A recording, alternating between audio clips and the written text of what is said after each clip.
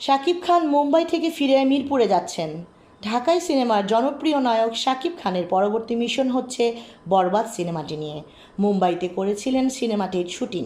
দ্বিতীয় লটে 2 সপ্তাহ ধরে এই ছবির শুটিং শেষ করে বুধবার বিকেলে ঢাকায় ফিরছেন তিনি।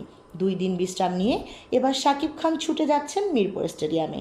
প্রথমবারের মতো বাংলাদেশ প্রিমিয়ার লিগ বিপিএলে ঢাকা ক্যাপিটালসের টিমের মালিকানা নিয়েছেন শাকিব খান। প্রথম রাউন্ড থেকে ছিটকে পড়েছে দলটি। শনিবার হবে তাদের শেষ ম্যাচ। খুলনা টাইগার্সের সঙ্গে ঢাকা ক্যাপিটালের এই শেষ ম্যাচটি মাঠে বসে উপভোগ করবেন শাকিব খান। শাকিব খানের ম্যানেজার বিষয়টি নিশ্চিত করছেন। তার ভাষ্য, 1 ফেব্রুয়ারি মিরপুর শেরেবাংলা জাতীয় ক্রিকেট স্টেডিয়ামে খুলনা টাইগার্সের সঙ্গে শেষ ম্যাচে লড়বে ঢাকা ক্যাপিটালস।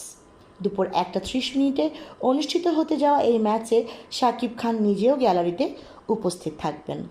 সাবরিনা শাহরিন, তরঙ্গ টিভি।